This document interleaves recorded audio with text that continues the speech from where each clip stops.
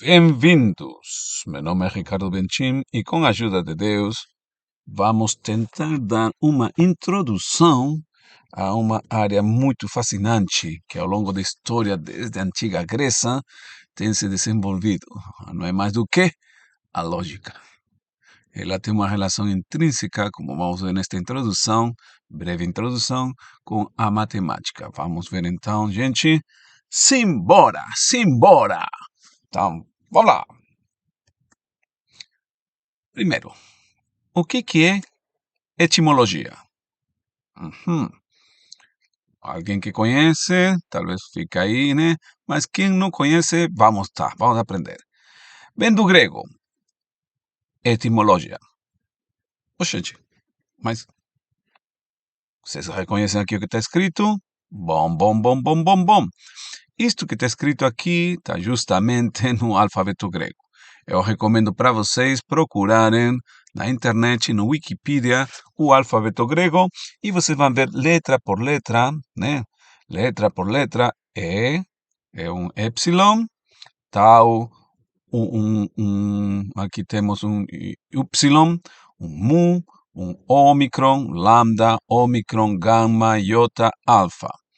Então, cada desses caracteres que estão em grego tem mais ou menos uma equivalência com o nosso alfabeto latino que usamos em português. Por exemplo, esse epsilon equivale a um E, o tau equivale a um T, o y às vezes é um U, às vezes é um I. O mu é um M, nosso M, um ômicron, pela forma é O nosso, o lambda, um L, um ômicron aqui de novo, seria um o gama é o G, o que os antigos também falavam G, né, na Bahia, a nossa Bahia querida. Um iota aqui é um I, e o alfa é o A. A alfa é a primeira letra do alfabeto. Eu recomendo que vocês peguem sim o alfabeto grego, porque vocês são da matemática, né?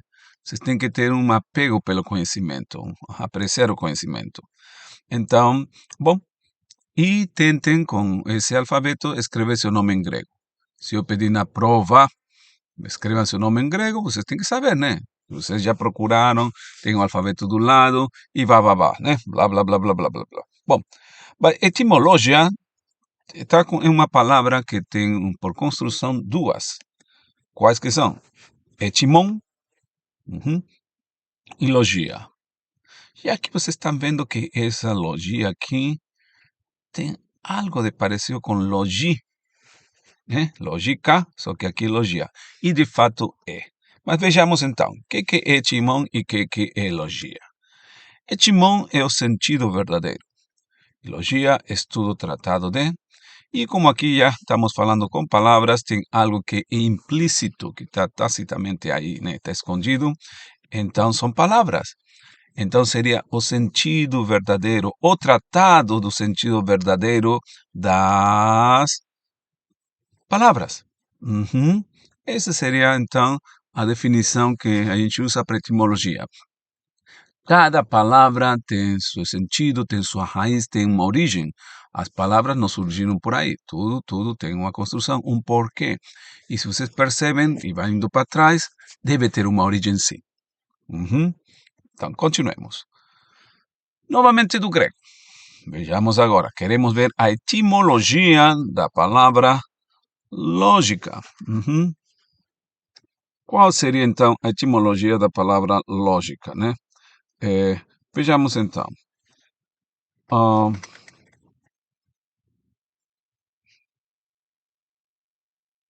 Logos. Lógica vem do logos. Lambda, ômicron, gama, ômicron, sigma final, sigma sulfite. Logos. E o que quer dizer logos? Bom, lembram que logia era estudo, tratado, né? E para ter um estudo, temos que seguir um caminho, né? Pensar, temos que raciocinar, né? Temos que usar a nossa razão. Então, logos é às vezes colocado como tendo a razão. Também como toda palavra, tem várias outras acepções, né? Outros significados. Podemos colocar como chão, opinião, palavra mesmo, né? Proporção, e aí vai. Mas falando de razão, né? A razão nos leva a pensar sobre o racionalismo. E o que é o racionalismo? Bom, quem não conhece, o racionalismo é uma corrente filosófica antiga, mas aí você vai perguntar, mas o que tem a ver filosofia com matemática? Gente, tem muito a ver. Bem lá na origem, quando Pitágoras, vocês sabem Pitágoras, eu recomendo que escrevam o nome de Pitágoras em grego, se na prova colocar, e quem não fizer, fazer o quê, né? Fazer o quê, né? Se não fizer a sua parte, não tem como, né? Tem como, justamente não posso colocar como certo que está errado. Não é bom. Bom, bem no início, nos gregos, tudo era um conhecimento, só que depois foi se dividindo, né? Quando a pessoa ficar mais curiosa em uma área. Por exemplo, a matemática, havia questões de números, demonstrações, teoremas, mas também tinha parte do só pensamento. E isso começou a chamar da filosofia. E dentro da própria filosofia começou a surgir sub-áreas, como a ética, a moral, o direito. Então, tudo foi surgindo da grande escola pitagórica. Eu recomendo vocês, depois vou passar talvez um livro, para vocês entenderem, estudarem isso sim. Bom, no tempo livre, né? Agora está na época de aula, você tem muita coisa para fazer, mas nas férias é o melhor momento para sempre aprender as coisas. O que eu sempre fiz, né? Na época de férias, eu, onde mais, pegava as coisinhas que eu gostava e aprofundava. Mas bom, voltando nessa corrente filosófica antiga, 1600 mais ou menos, finais de 1500, tem três pais considerados os pais do racionalismo. E vamos ver aqui. Filósofos racionalistas, hay René Descartes, ou Descartes como falam, que justamente está relacionado com a matemática. Sim, o plano cartesiano, que vocês devem estar vendo em geometria analítica. Um eixo de X, um eixo de Y, está aí. Baruch Spinoza também está relacionado com a matemática, apesar que ele morreu novo, e Albert Einstein admirava muito ele, pela contribuição que fez, né? Sobretudo nas construções filosóficas, ele usa um método axiomático dos gregos, aquele que está no livro de Euclides, né? Nos postulados que se chamam, e que a pessoa chama de Euclides. Matemática também por trás. E nem se fala aqui de Gottfried Wilhelm Leibniz, alemão, que junto com o Newton descobriram o famoso e às vezes tão deturpado, né, e mal amado cálculo diferencial integral. Não, o problema não é o cálculo, o problema é que para trabalhar o cálculo precisa de saber muita base matemática e não sempre acontece, sobretudo na nossa região, né? Então é uma dureza, uma dureza. Bah, vamos lá. Vamos dar alguns exemplinhos sobre o uso da razão, né? Quer dizer, fazer que a nossa lógica funcione. Primeiro com uma construção interessante de René Descartes. René Descartes, ele falou a seguinte frase, acho que vou colocar aqui em latim. Imagino que vocês devem ter estudado latim na escola, né? Ou não? Sei lá, né? A educação está tão ruim hoje em dia, já não ensina mais latim nem grego, né? Tô brincando, né? Mas quem quer aprender, hoje em dia está tudo na internet, né? Vou colocar a frase em latim, que era a língua culta, a língua de um nível intelectual superior, né? A língua da ciência naquela época. René Descartes fala ego cogito, ergo sum. É uma frase bem conhecida em português, mas um pouco cortada no português. Eu coloquei dessa forma porque esse ego com esse ergo aqui tem uma certa simetria e eu gosto muito, né? Mas o que está escrito aqui? Vamos tentar desvendar, né? Ego, o que é o ego? O ego é sobre a gente, né? Algo que uma pessoa ególatra, lamentavelmente, que só pensa nela, né? E se autodestrui só por isso, né? Então, ego está relacionado com um eu. Cogito, né? Alguém já falou, estou cogitando isso, estou pensando. Então, agora sim, né? Eu penso, ou como falam, penso, ergo, logo, existo. Isso pessoal se fala direto, né? Eu penso, logo existo. Uhum. Aí, eu penso, logo existo. Famosíssima, porque aqui a implicância é, se eu não penso, não existo. Primeiro tem que pensar. Hum, Isto dá uma diferença muito grande entre os seres humanos e os animalzinhos, né? Os seres humanos conseguem pensar, então sua existência se eleva, mas, lamentavelmente, muitos dos seres humanos nem pensam e, pelo contrário, só se deturpam, que ficam num nível bem inferior até que os bichinhos, né? Os bichinhos não têm maldade, só agem pelo instinto. Uhum. Já o homem que poderia melhorar, fica às vezes bem abaixo dos pobres bichinhos, né? Mas a escolha é de cada pessoa, tá? E tem que pensar para existir, né? Mas pensar por pensar, existir por existir, oh, boa pergunta, né? Boa pergunta. Observa que tudo isto tem uma certa construção lógica, né? Algo me leva para outro algo. E, bom, fascinante, né? Vamos a ver então aqui, por exemplo, o caso de Spinoza, usando a razão, né? O que ele faz? Já falei, já comentamos que Spinoza foi muito admirado por muitas pessoas, incluindo Albert Einstein. Eu, em particular, também, nossa, acho um dos grandes gênios da humanidade, muito esquecido, não sei por quê. Mas bom, Jorge Luis Borges, um grande escritor argentino, inclusive fez um verso, um poema muito bonito sobre Spinoza, mas tudo bem, né?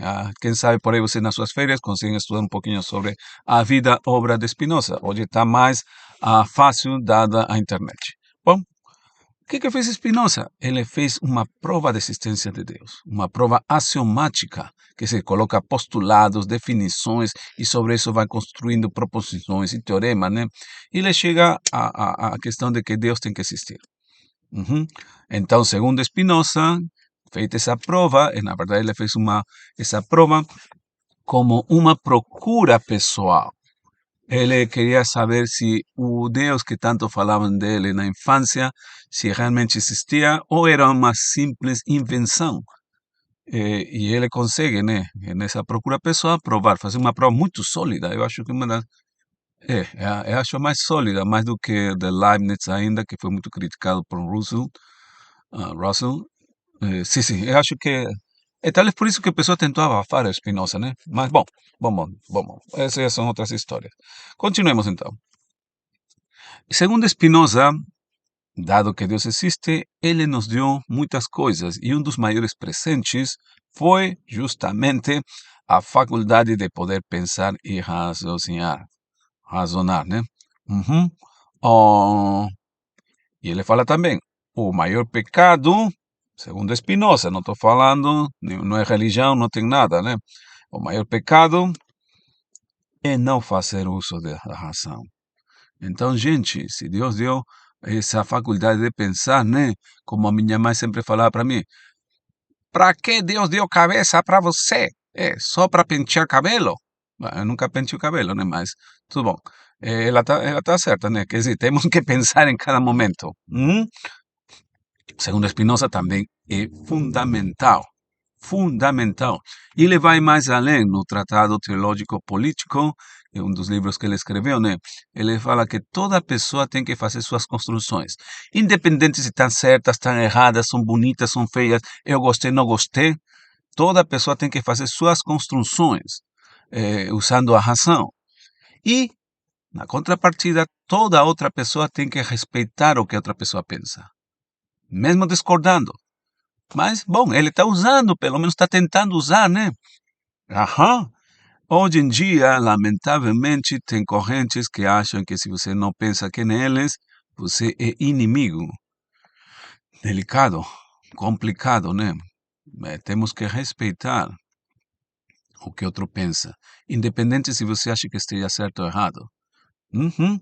Bom, é que talvez outro pessoal não está usando a razão, simplesmente vai pela emoção, né? Fica bravo, fica com raiva, não se controla e dá no que dá. Uhum. Bom, vejamos mais um exemplo de construção lógica, voltando agora para Descartes. René Descartes, francês, que ele foi matemático, foi filósofo e foi mercenário também, sim, sim. Justo por causa de ser mercenário, ele pensou muitas coisas além. Ele fez uma construção que eu acho que deveria ser ensinada nas escolas. Uma construção lógica bem interessante. Também sobre a prova de Deus. É bastante simples. Se você pensar um pouco, pode retrucar ela. Mas se você pensar mais, pode retrucar quem retrucou ela. E aí vai, né? Mas estamos usando o pensamento. Bom, o que fala Descartes? Ele fala assim, primeiro parte do princípio da dualidade. Bom, fala que tudo tem seu oposto. Como assim? Vejamos, né? Se a gente fala quente, qual seria o oposto? Frio. Se você fala luz, qual seria seu oposto? Escuridão. Interessante, interessante. Tudo tem seu oposto. Só que Descartes, ele já conhecia os gregos e sabia o que era metafísica. Metafísica seria o mundo espiritual, né? A gente pode dividir no mundo físico e no mundo metafísico, né? O mundo aqui que nós moramos, né? Que conseguimos enxergar, conseguimos sentir, perceber, né? E o mundo espiritual que não conseguimos perceber. Mas para os gregos existiam, para os filósofos existe também, né? Bom, no caso, ele pergunta, mas será que no mundo metafísico também tudo tem seu oposto? Bom, aí ele fica pensando, né? Se ele pensa amor, amor não é algo físico, amor, que tem um pai pelo filho, que deveria existir entre todos os homens, eh, ele é algo espiritual, está na alma. E qual seria o oposto? O ódio. Uau! Então, René Descartes fala, esse princípio da dualidade vale no mundo físico quanto no mundo metafísico. Então, fico aí. Pronto, ele deixa esse princípio aí e depois isto que estamos colocando é o princípio da dualidade é válido tanto no mundo físico quanto no metafísico. Depois ele parte e observa que este mundo físico é imperfeito. Sobretudo ele, né, que ele lutava como mercenário, né? Às vezes quem pagava mais ele ia para lá, depois não ia para outro bando. Para quem pagasse melhor, né? Era para ele ganhar o arroz e feijão dele. Mas ele percebia que tinha guerras, tinha mortes, né? E ele percebeu que este mundo, por mais bonito que seja, não é perfeito.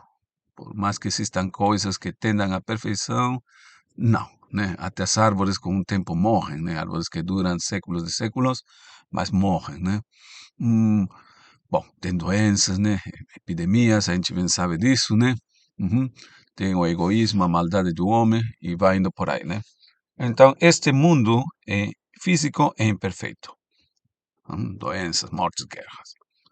Mas, pelo princípio da dualidade, a perfeição tem que existir sim, porque se algo é imperfeito, tem que existir o oposto, né? Tem que existir o perfeito.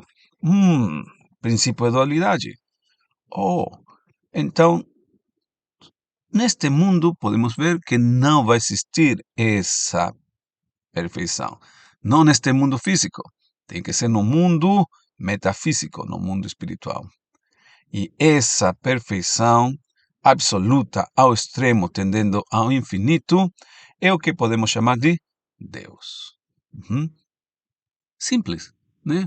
Dá para até vocês lecionarem nas escolas ou conversar com sua família, né?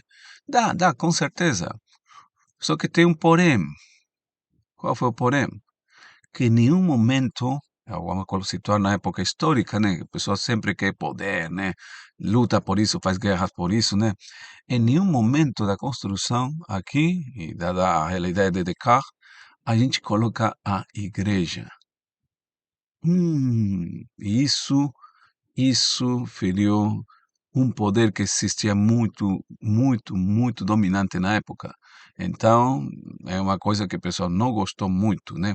Até agora, tem gente que quer poder por poder e não gosta de pensar, né?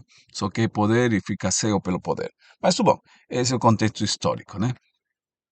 Bom, vamos com outro, talvez o último exemplo de construção lógica. Por quê? Porque o tempo está premiando, né? Eu não quero passar, eu sempre esses vídeos, vamos trabalhar, vão ser entre 22 e 32 minutos de vídeo para vocês poderem trabalhar. Eu vou explicar depois como vocês vão trabalhar, né? Lá no grupo a gente coloca. Bom, o que fez Leibniz? Ele também fez umas 4 provas sobre a existência de Deus. A primeiro é o argumento ontológico. Ele começa a pensar sobre a existência, né, e a essência, e chega na questão de que tem que existir a perfeição. É parecido, parecido com o que a gente acabou de ver com... É parecido, não é a mesma coisa, né? Não existe princípio de dualidade, que fez o Descartes, mas Leibniz, alemão, ele também ficou muito interessado nessas coisas. Observem, os pais do racionalismo, os três, tentam fazer demonstrações da existência de Deus. E não somente nessa época, hoje em dia também, né? Tem um menino russo, Georgi Perelman, que ele ganhou, não sei se 1 milhão ou 2 milhões de dólares, né? Por ele resolver um grande problema matemático, um dos 13 problemas de Hilbert, que é a conjectura de Poincaré. Só que ele rejeitou o prêmio, porque eu entendo por que hoje, né? Mas rejeitou o dinheiro e o que eu soube por um amigo, que é russo também, que ele está interessado, bem interessado em fazer uma prova matemática. Depois a gente no final vai comentar isso, né? Sobre a existência de Deus. Mas, bom, isso vai no final. Bom, temos aqui o argumento ontológico feito por Leibniz para provar a existência de Deus. Não estou falando que Deus é assim, Deus tem essas coisas. Não, só que Deus existe. Pronto. É uma questão na matemática que o pessoal usa muito, né? Provas de existência. Uhum. E unicidade, fala na matemática. Bom, vamos lá. O argumento cosmológico ele tem muito a ver com a ideia do primeiro mobile, que é a ideia de Aristóteles, que algo que tem agora surgiu porque alguém deu um empurrãozinho antes, né? Por exemplo, vocês estão aqui, né? Porque seu pai e sua mãe deram um empurrãozinho e você veio nesse mundo. Uhum. É, é. Só que tudo, segundo Aristóteles, tem um, uma coisa que puxou para estar aqui, né? Então, isso faz com que sempre, se a gente vai indo para trás, deve ter tido um começo em comum. Algo parecido com a teoria do Big Bang, né? Mas a teoria do Big Bang, ele parte da ideia, da observação que o universo tem expansão, né? Se tem expansão, é porque faz tempo atrás estava contraído. Bom, esse é o argumento cosmológico que Leibniz, sem conhecer a teoria do Big Bang, né? Não tinha essa observação nessa época, mas sim conhecendo Aristóteles, só usando a razão, ele consegue argumentar sobre que essa origem está relacionada com a existência de Deus. Também tem um outro argumento da verdade eterna, que fala, né? Bom, as coisas, a gente pode falar é verdadeiro ou falso, pelo geral, né? Posso falar à luz do dia, isso é relativo, né? Se de noite, não de noite, tá? Mas, em essência, ele fala que a verdade existe sim. E essa verdade absoluta, essa verdade que sempre vai existir, essa está relacionada com a existência de Deus. Bom, e o último é o argumento da harmonia pré-estabelecida, que eu acho em particular bem interessante. Eu gosto muito de ir nas escolas bíblicas, né, das igrejas, e tem, por exemplo, na igreja adventista, na escola sabatina, numa lição de muitos anos atrás, eles falavam o seguinte, né, falavam, imagina que você está indo pela praia, né, e você vê uns pedacinhos de pauzinhos aí, né, que o mar joga, né, mas se num momento você vê, por exemplo, né, que esses pauzinhos têm uma forma, tem uma estrela, você vai pensar no momento, né? alguém fez isto. Não foi o acaso. É muito difícil que o acaso tenha feito essa estrelinha tão bonitinha. É ou não é? Tá bom. Então, isso prova que tem que existir alguém que criou isso. Então, hoje em dia, não somente em Leibniz, mas hoje em dia esse argumento da harmonia pré-estabelecida deveria ter uma força muito grande, porque olha só na nossa estrutura do DNA, nos cromossomas que temos, como funciona um coração, é incrível como o universo, as estrelas, né, como o sol chega aqui, o calor chega aqui, é difícil argumentar, pelo menos para mim, que tudo foi por obra do acaso, né? Carl Sagan, ele falava que se a Terra tivesse um pouquinho mais perto do Sol ou um pouquinho mais longe do Sol, não existiria vida como conhecemos hoje. Doido, né? Que doido! Se a nossa órbita como Terra não fosse onde está hoje em dia, não teríamos a vida. Incrível. Bom, então isso mostra que tem que ter uma mão por trás, né? Então, para Leibniz, isso era uma mostra de que Deus existe. Bom, gente, eu vou continuar mais rapidinho, porque senão o tempo está premiando. Bom, surgem algumas perguntas. Vou tentar não extrapolar o tempo. Por que os pais do racionalismo se interessaram nas provas da existência de Deus, né? Por quê? Pessoas que gostavam de pensar ao extremo. Bom, talvez uma visão moderna e muito interessante sobre isso é dada por Dennis Prager. Dennis Prager é um pensador que nasceu no Brooklyn, um pensador dos Estados Unidos, e ele fala o seguinte: se você apaga, você tira, né, você minimiza o conceito de Deus numa sociedade, o que é certo e o que é errado ficam só como uma mera opinião. Como assim? Bom, bom, né? Ah, por exemplo, só rapidamente, né? Nos Estados Unidos tem lugares onde você pode entrar e roubar uma loja. Oxente, sim, você tem uma pensão, acho que são até $700 ou $900 para poder roubar sem ser preso. Se roubar um centavo a mais, aí é preso. Mas, oxente, o que está acontecendo? Novamente, né, tem gente que na sociedade está tirando o conceito do certo e errado e colocam como algo relativo. Já é aí que vem a importância de Deus, né? Deus fala, roubar não é o certo. Pronto, acabou, né? E as outras coisas que Deus fala também não é o certo. Uhum. O que é hoje errado, amanhã pode ser considerado como certo e vice-versa. Delicado, delicado, né? Uhum. Continuando um pouco com Dennis Prager. Ah, ele para salientar o conceito da importância de Deus, ele argumenta. Imaginem uma sociedade, pensem em Ilhéus e Itabuna, se você não é de Ilhéus e Itabuna, na sua própria cidade, no seu próprio entorno, onde somente 2 dos 10 mandamentos se cumprissem. Não roubar e não matar. Pense, como seria a sua cidade? A gente poderia dormir de portas abertas, ninguém roubaria. A gente poderia sair, né, deixar que nossos filhos saíssem tranquilamente à noite, nossos pais, a gente mesmo, né? E sem receio de ser assaltado, nem matar, nem morrer, né? Vítima de um assalto, porque ninguém mataria. E isso Dennis Prager fala, é importante colocar novamente dentro de cada sociedade. Bom, uma sociedade já estamos quase fechando, com um pensamento lógico sólido, não se deixará enganar facilmente, sobretudo em vésperas de eleições, este ano é ano eleitoral, né? Entenderá seu papel de cidadania,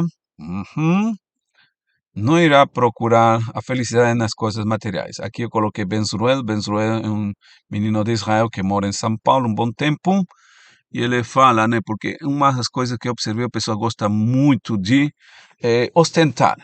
Ele fala que para ele, ostentar é querer se matar por obter coisas para mostrar aos outros, às outras pessoas que não dão a mínima por você. Então não faz sentido mesmo, né? E talvez essa parte quarta, que eu acho legal, uma sociedade com pensamento lógico sólido dará a importância verdadeira à família. E isso constrói uma sociedade, né? A família. Uhum. Em hebraico tem uma frase, "Hinei matov umanachim shevetachim gam biachá", que é da Bíblia, quão bom e agradável é que os irmãos vivam em harmonia. Só que nossas sociedades ainda estão um pouco longe disso, né? Bom, então, de um jeito ou de outro, nós podemos concluir que a lógica é fundamental em toda a sociedade. Então vamos ver aqui as considerações finais. Estamos bem? Sim, estamos com tempo aí. Nós demos uma brevíssima introdução à extensa área de lógica. Uhum. Conhecemos os pais do racionalismo e vimos que eles estavam interessantíssimos em que as pessoas internalizassem e entendessem que existe um Deus. A sua importância nos dias de hoje, vemos sobretudo por Dennis Prager. Uhum. Neste semestre, focaremos mais na questão da lógica matemática, que ela surgiu em 1800, bem depois dos racionalistas.